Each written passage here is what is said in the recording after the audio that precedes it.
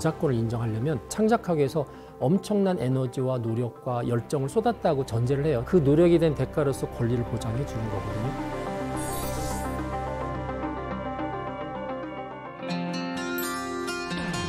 AI가 나오면서 기술 혁신과 저작권자의 보호를 같이 조화롭게 발전할 수 있는 해답을 찾아가자라는.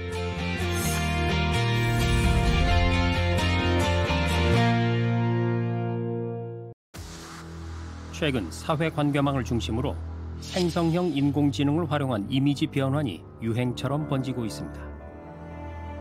일본 애니메이션계의 거장 미야자키 하야오 감독이 수십 년간 쌓아올린 독창적인 화풍이 단 한 줄의 문장으로 불과 10초 만에 생성됩니다. 그렇다면 이 그림의 진짜 주인은 누굴까요? 지금 이 사진이 이제 만 4살인 그 아들이 이제 아빠인 저를 그린 그림이거든요. 4살 나이의 그림 한 장이 바꿔줘라는 짧은 요청만으로 전설로 불린 화가들의 화풍으로 순식간에 재탄생합니다.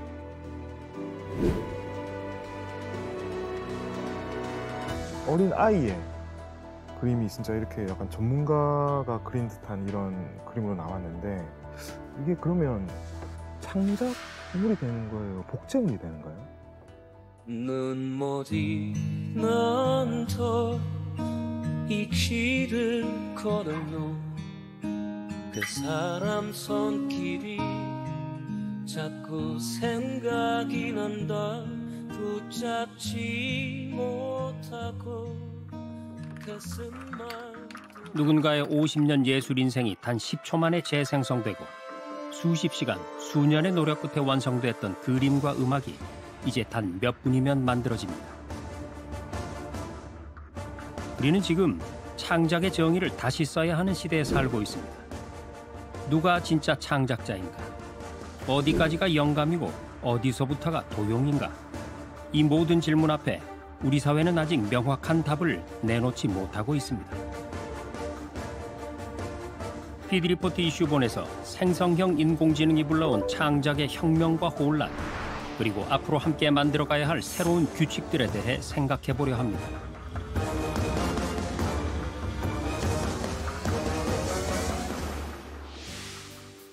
우리는 생성형 인공지능으로 인해 일상이 완전히 달라졌다고 말하는 한 사람을 만났습니다. 30대 가장인 신승우 씨입니다. 한때 그는 해양경찰 공무원이라는 안정적인 직업을 가졌지만 마음속 깊은 곳에는 오랫동안 간직해온 꿈이 있었는데요. 바로 디지털 콘텐츠 창작자였습니다. 이제 아이가 있으면 육아 브이로그 하면 돈을 벌 수 있다라는 말들을 많이 들어서 일단 육아 브이로그 시작했다가 잘 안 돼서 또 이제 뷰티 브이로그 했다가 또 잘 안 돼서 뭐 해외 패러디 채널 운영하면서 약간 그런 식으로 한 2년 가까이 유튜브 도전했었는데, 하지만 현실은 그가 기대했던 만큼 녹록지 않았습니다.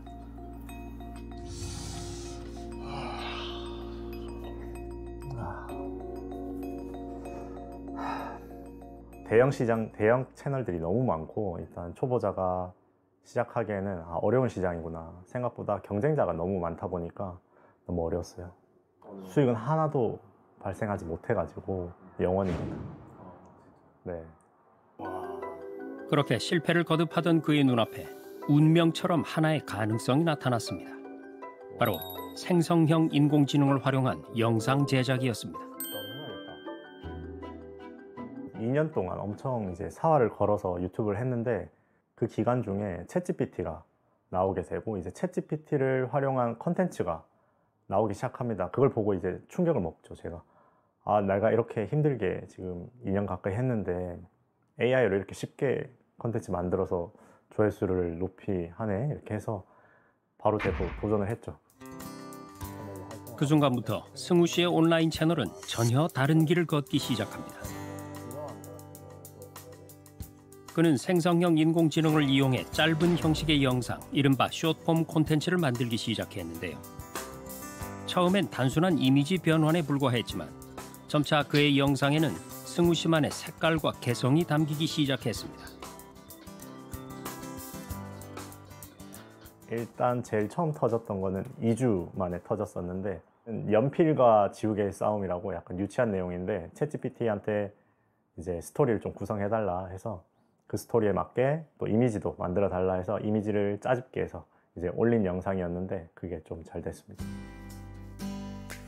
1000회를 넘기기도 어려웠던 조회수는 서서히 수만 회가 되더니 이윽고 수십만 회까지 늘어났습니다. 그리고 마침내 모든 기록을 갈아치운 히트작이 탄생했습니다.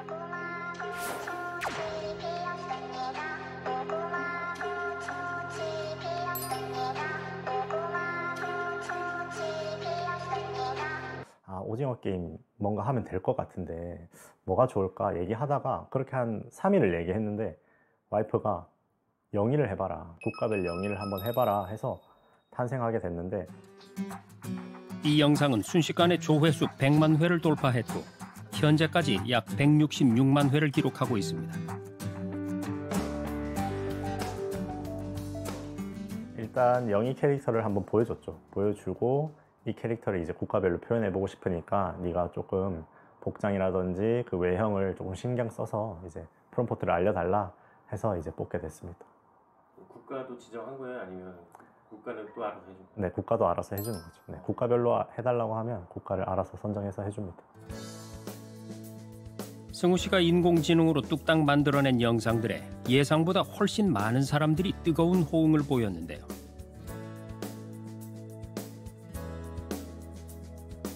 생성형 인공지능으로 만든 콘텐츠는 결국 눈에 보이는 수익으로 이어졌습니다.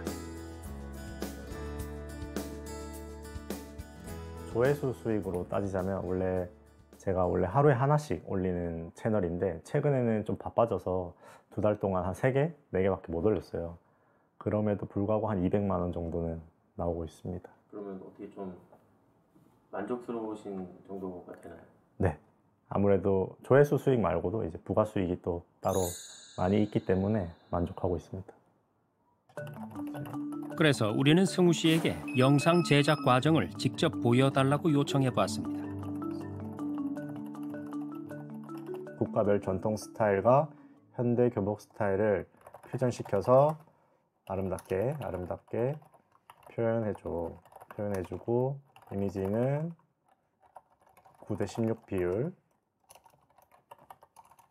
그리고 초고화질도 하고 싶어. 그리고 영어 프롬프트로 알려줘 라고 요청해 보겠습니다. 이렇게 승우 씨가 요청을 하면 생성형 인공지능 프로그램이 1분 내로 답변을 줍니다. 그럼 이걸 가지고 이제 이 프롬프트를 이미지 생성 툴에 가서 이미지를 생성하게 됩니다. 복사해서 붙여넣기만 하면 되는 건가요? 네, 일단 영어 프롬프트를 여기 입력해야 되는데 이제 챗GPT가 알려줬으니까 그대로 갖고 가서 이제 붙여 넣으면 됩니다. 사진 한 장을 생성하는 데 걸리는 시간은 약 30초. 그리고 영상 제작 인공지능 프로그램에 접속해 이미지를 영상으로 변환해달라고 요청합니다.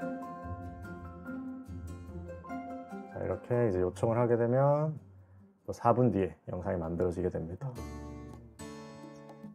모든 이미지를 영상으로 변환하는 데 걸린 시간은 불과 9분 남짓. 이제 인공지능이 만들어준 장면들을 원하는 순서대로 배치하고 자막과 배경음악을 입히면 하나의 숏폼 영상이 완성됩니다.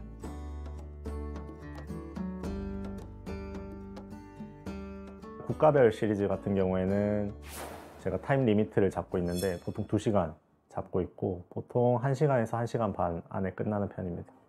일단 브이로그는 하루 종일 촬영해야 되는데 또 촬영한 만큼 또 편집도 엄청 길어지고 너무 힘들었거든요. 그리고 해외 패러디 같은 경우에는 얼굴 노출도 과감하게 해야 되고 너무 힘들었습니다. 근데 AI는 이제 딸깍하면 만들어주다 보니까 지금 너무 좋아졌습니다. 이렇게 절약된 시간 덕분에 승우 씨의 일상은 완전히 달라졌습니다. 공무원이라는 직업을 그만두고 영상 제작에 전념하면서 살림과 육아까지도 승우 씨가 도맡아 하고 있다는데요.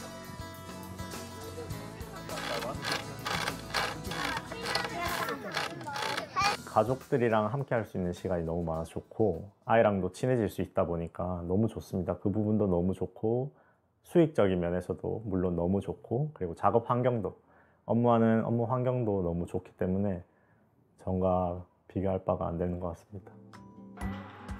안정적인 직업을 뒤로 한 채 불확실할 수도 있는 길을 택할 수 있었던 이유, 그 중심에는 생성형 인공지능의 비약적 발전이 있었습니다.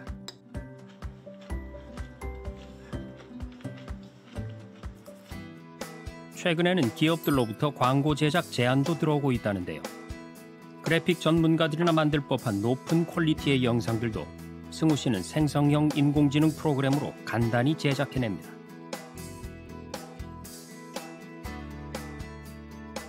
브랜드에서 의뢰를 줄 때도 브랜드가 의뢰를 왜 주는지 생각을 해봤는데 제가 물어본 적이 있어요. 왜 AI를 택했냐 했을 때 그분들이 똑같이 얘기하시더라고요. 사진 작가를 섭외를 해야 되고 뭐 장소도 섭외해야 되고 모델도 섭외해야 되고 이런 기간들, 섭외 기간도 있고 촬영 기간도 있고 편집 기간도 있는데 그리고 거기에 들어가는 막대한 비용이 너무 큰데 AI로 하게 되면 그거를 다 한 번에 하다 보니까 비용이 줄잖아요. 그래서 의뢰를 주신다고 하더라고요. 영상의 구성부터 그림, 음악 편집까지 대부분의 과정을 생성형 인공지능이 주도적으로 결정하고 만들어내지만 그 결과로 발생한 수익은 오롯이 인간인 승우 씨의 몫입니다. 여러분은 어떻게 생각하시나요? 그래서 조금 혼란스럽습니다. 저도 생각할 때마다 혼란스러워요. 어렵게 만들고 나면은 아 이거는 저작권 인정해 줘도 될 것 같다라는 생각이 들 때도 있고 어느 날은 또 쉽게 창작되는 경우에는 아 이렇게 쉽게 창작되는데 이걸 저작권 인정해 줘야 되나? 예술가들도 엄청 많고 실제로 이제 활동하시는 분들이 많은데 그럼 그분들은 어떻게 하나? 이런 약간 혼란스러운 것 같아요, 저도. 네. 과거에는 카메라로 직접 촬영하고 편집하는 게 당연했던 방송업계. 이제는 생성형 인공지능의 등장으로 그 판도가 빠르게 바뀌고 있습니다. 우리는 KTV에서 인공지능 영상 제작을 맡고 있는 황희성 PD를 만났습니다. 무거운 카메라나 조명 장비 대신에 그의 작업 도구는 단 하나, 컴퓨터 한 대입니다.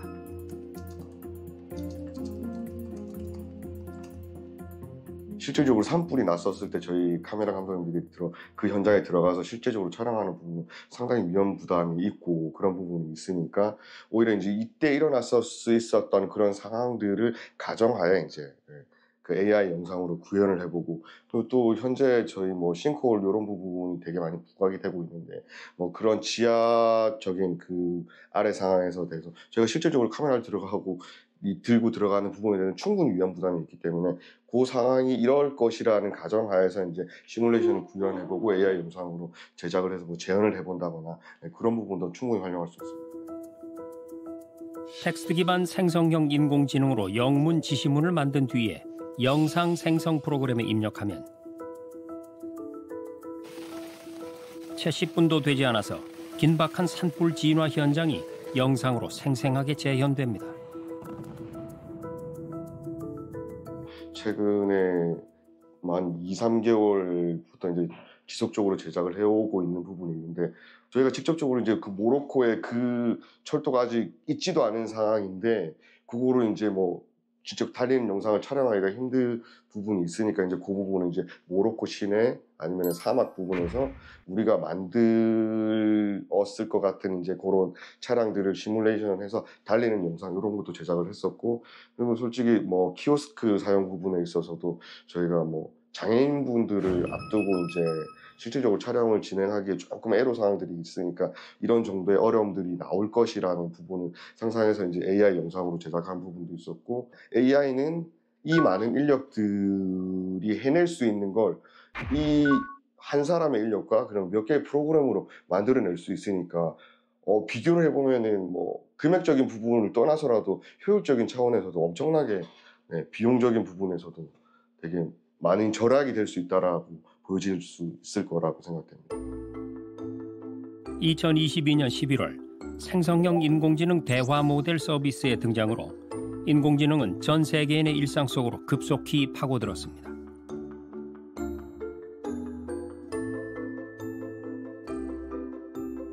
최근엔 일본의 애니메이션 제작사 스튜디오 지브리의 동화 같은 화풍을 구현하는 인공지능 기술이 큰 화제를 모으기도 했습니다. 사진을 올리면 생성형 인공지능이 이걸 애니메이션 장면처럼 재탄생시켜주는 방식. 그러면 여기서 다시 이렇게 만들어진 그림의 저작권은 과연 누구에게 있을까요?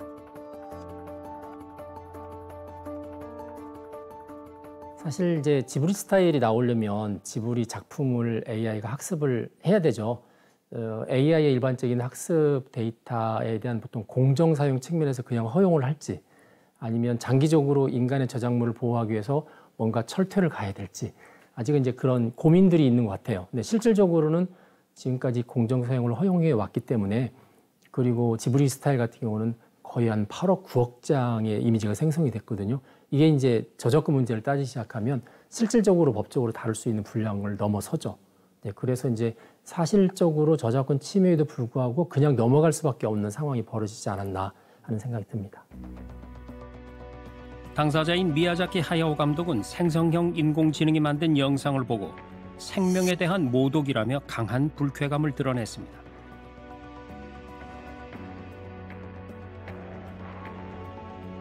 일본의 유명 애니메이션 감독 또한 사회관계망에 생성형 인공지능 개발사를 향한 비판의 글을 올리기도 했습니다. 우리나라 그 이연세 화백 같은 경우는 본인이 죽어도 본인 스타일의 만화를 계속 AI가 만들었으면 좋겠다 그래서 본인 거의 그 일종의 화풍이죠. 화풍을 AI한테 학습을 시키고 있거든요.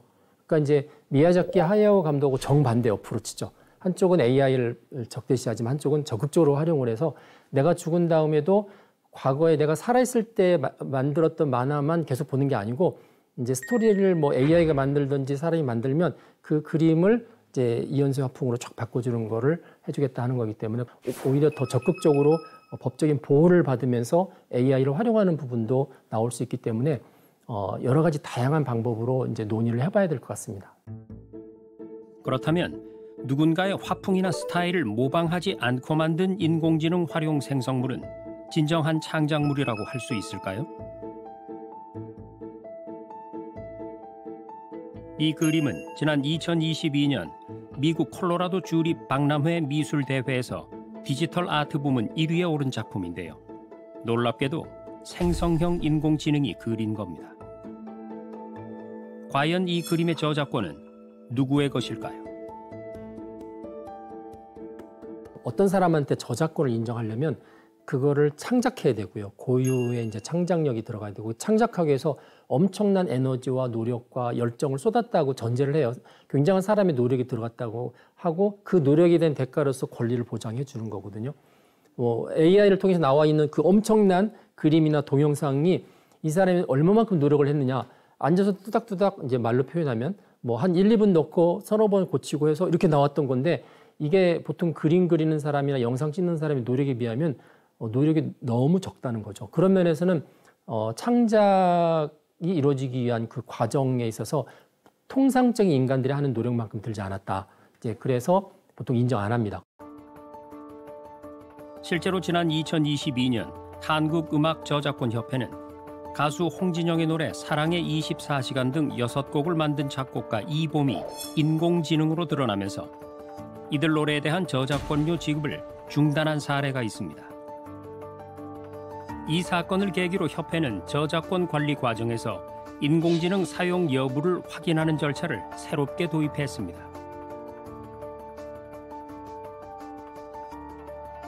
생성형 인공지능이 만든 작품은 과연 누구의 것인가? 쉽게 답할 수 없는 이 질문 앞에 정부도 깊은 고민을 하고 있습니다. 문화체육관광부와 한국저작권위원회를 중심으로 인공지능 시대에 맞는 새로운 저작권 질서를 만들기 위해 노력하고 있는데요.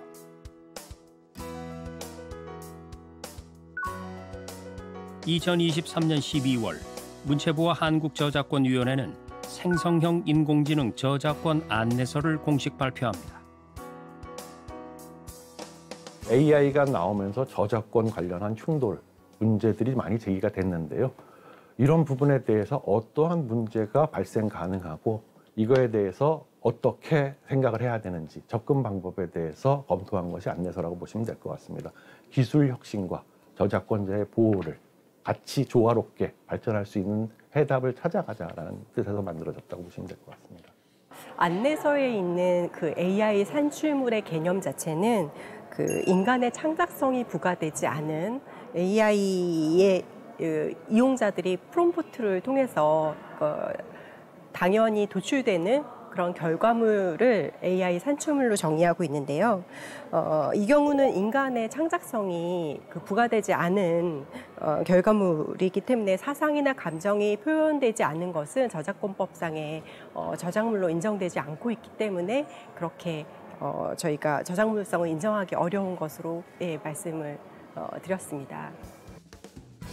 그리고 문체부는 올해 3월 생성형 인공지능 저작권 협의체를 출범시켰습니다.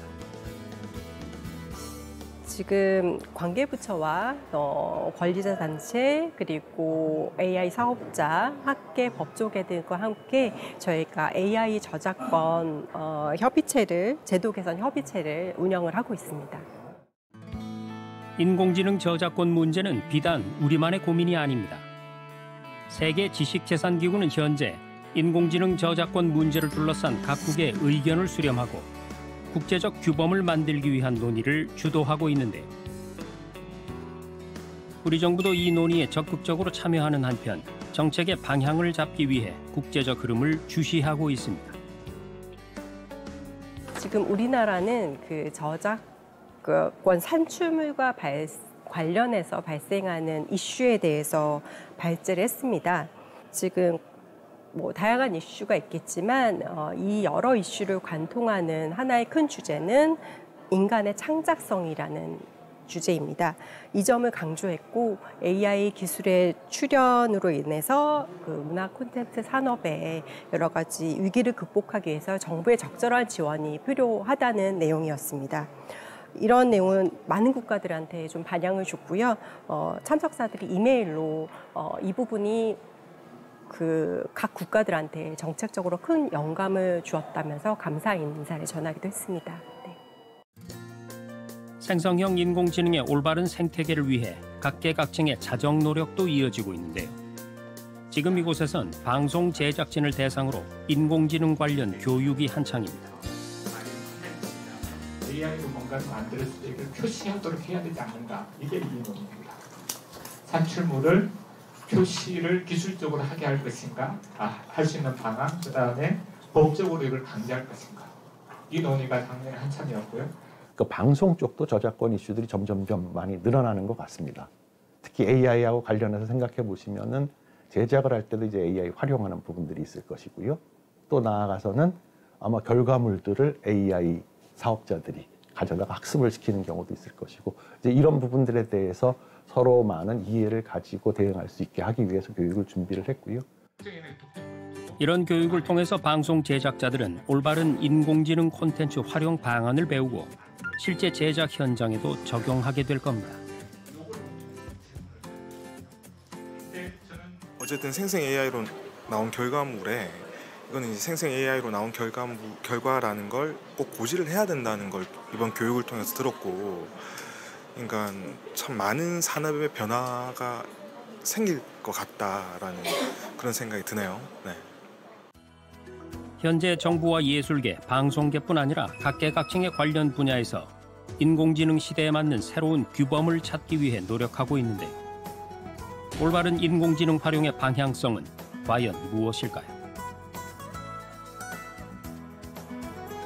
지금 AI는 이미 유용한 창작 도구로 자리 잡고 있다고 생각합니다. 그래서 다만 인간 창작물에 대한 그 저작권이 제대로 보호되지 못하면 우리 사회를 풍요롭게 하는 저작물이 충분하게 창작되기 어렵고요. 결국에는 AI 학습 데이터의 고갈로 귀결될 것 같습니다. 과거 소리바다의 경우를 보면 이 P2P 사례이죠. 새롭게 출현한 기술과 이 서비스가 창작자의 고유한 권리인 저작권을 충분히 존중하고 보호하지 못하게 되면 해당의 산업 발전 또한 이루기 어렵다는 이 사례를 보여주었다고 생각을 합니다. 그래서 이런 부분에 대해서 저작권의 존중과 그 창작자에 대한 보호가 같이 병행되는 게 매우 중요한 것으로 생각하고 있습니다.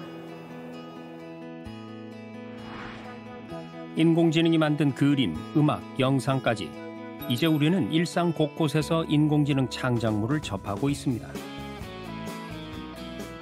새로운 창작의 시대가 열렸지만 누가 만든 건지, 저작권은 누구에게 있는지 질문은 이제야 시작됐습니다.